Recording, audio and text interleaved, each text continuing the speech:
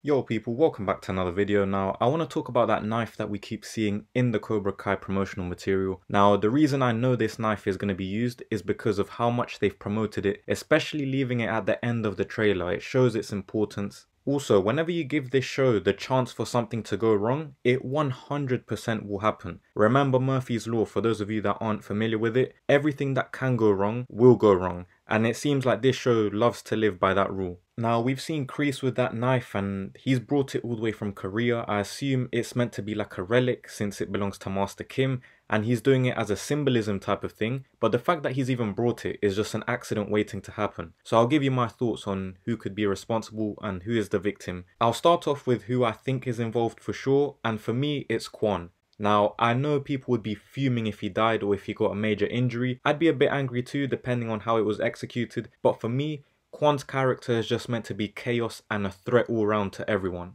He's not really a character with much substance, but he definitely is cool and adds something different to the show, especially since we've been missing a serious villainous teenager fighter since season 4. Kwon is the equivalent of like a bust down chain. It looks cool, it's flashy, it gives you aura points or whatever you want to call it, but at the end of the day, I believe he is just a decoy or an obstacle in place for the bigger picture. If anything, I think Kwon has a bit of a Grogu about his character where the directors and the people in charge of the show, they didn't expect the character to be as adored and become as much of a fan favourite as he's become. And if they had more time or if this was an earlier season, maybe they'd consider keeping Kwon safe, but it's too late now. They have to just stick with what they've written. Also, a comment I've seen a lot recently in general with Kwon, and I'm starting to see it a lot with Zara, is, oh, but the characters are played by real life martial artists, so there's no way they can get done dirty. At the end of the day, the actors are playing characters, they're not playing themselves. And Kwon is a good fighter, of course, but his downfall will be his ego, his attitude and his anger. You can be the most talented fighter, and even in any sport, you can be the most talented. But if you don't have the mentality and the emotional control to match the talent, then you won't succeed. And I believe that's what's going to happen with Kwon, and that's what we'll see in the show. That's why the show has made it such an emphasis with Robbie's character and Miguel's characters and their stories, with the whole finding balance and how important it is. Also, I just don't see Kwon's character being redeemed, if I'm being honest. He's not done anything too crazy yet in terms of being evil, but I think part 2 will show how he crumbles and reaches peak darkness. How I can see this happening is Kwon will get pissed off by losing too much and it hurts his ego, or maybe he's just been a nuisance to Sensei Kim and she threatens to kick him out because he's not been a good leader, or maybe she even demotes him, I don't know. But something will trigger him which causes him to reach breaking point and he will get furious and take that knife without anyone knowing. Maybe he's going after Robbie or Axel, but I think something will happen where Kwon's ego or his overestimation in his own abilities backfire massively and Kwon may hurt himself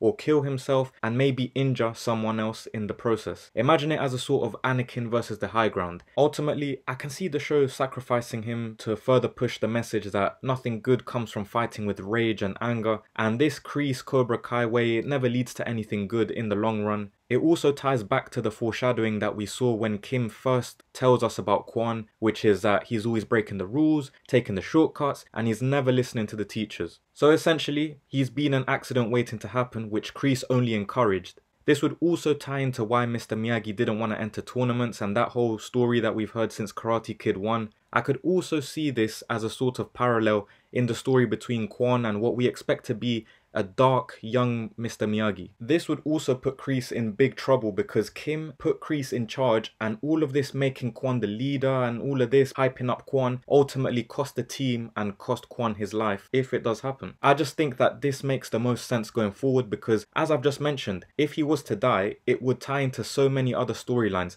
like Mr. Miyagi and Daniels, Kreese's, Sensei Kim's and the rest of the Korean Cobra Kai dojo, as well as it probably having some sort of effect on the whole tournament. I also think that it would have some sort of symbolism that the knife that was a relic and represented Cobra Kai, or at least the Korean one, was the same thing that killed Korean Cobra Kai. The next person who I think it could be is Sam. Now for me, I don't think it would result in death in her case. I think it would be more of a big injury. I just don't see Sam dying at all. And if it was to be Sam, it would also align with those of you that believe that Miguel is crying in the trailer because of Sam. We do see Sam getting into a street fight with Cobra Kai in the trailer, so maybe the crying aligns with this and the whole incident happened in that street fight.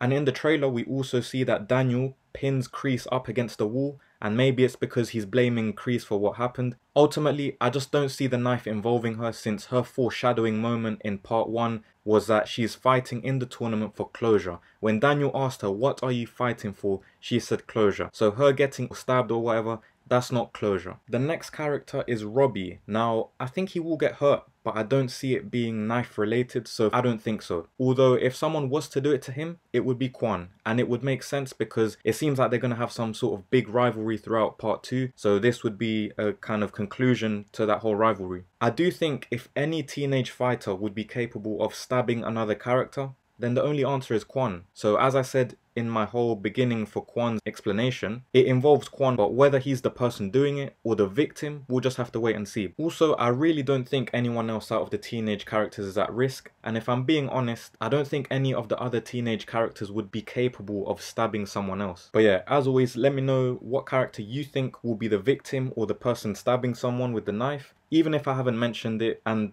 by the way, the teenage characters, I don't mean Silver or Kreese or any of the adults. Also, let me know, do you think it will be just a major injury or will it be death related? Feel free to let me know any other theories that you may have Cobra Kai related. I'd appreciate if you could hit that like button too. Sub to the channel if you haven't already. We are on the road to 800 subscribers. Thank you for your time. Have a great rest of your day.